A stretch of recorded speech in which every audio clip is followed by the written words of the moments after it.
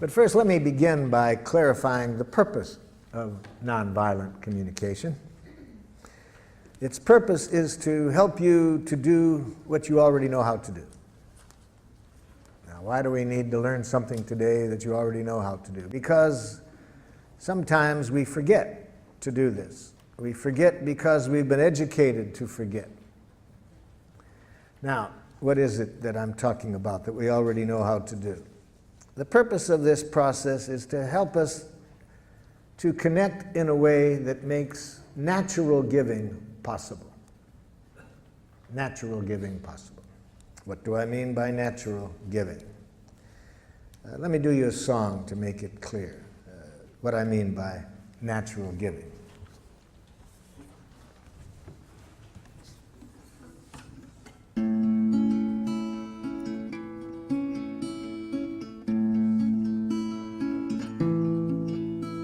I never feel more given to than when you take from me.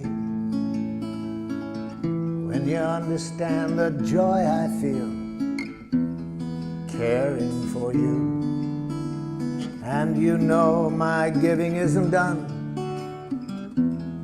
to put you in my debt, but because I want to live the love I feel for you.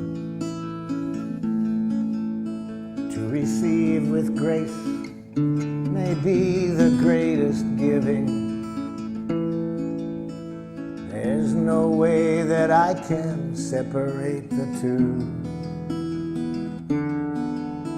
When you give to me, I give you my receiving. And when you take from me, I feel so given to.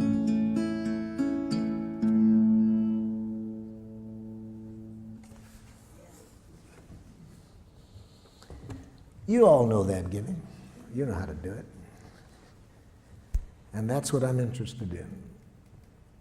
Remembering to stay with that quality of giving, moment by moment in any connection. But we also all know that it's easy to lose it.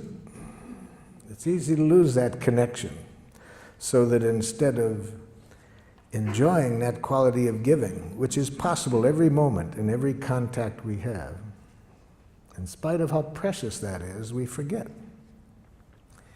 And instead of playing the game that that song is about, which I call Making Life Wonderful, it's the most fun game I've ever heard. Instead, much of the time we play another game called Who's Right? Have you ever played that game?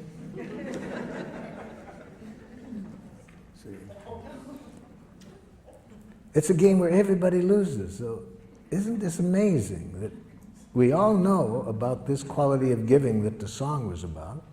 It's possible every moment.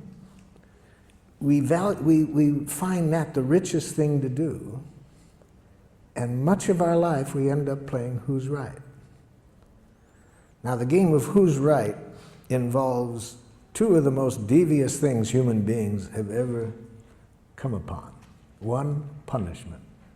See, because if you're wrong in the game of Who's Right, then you deserve to suffer. Can you imagine a more diabolical concept to educate people?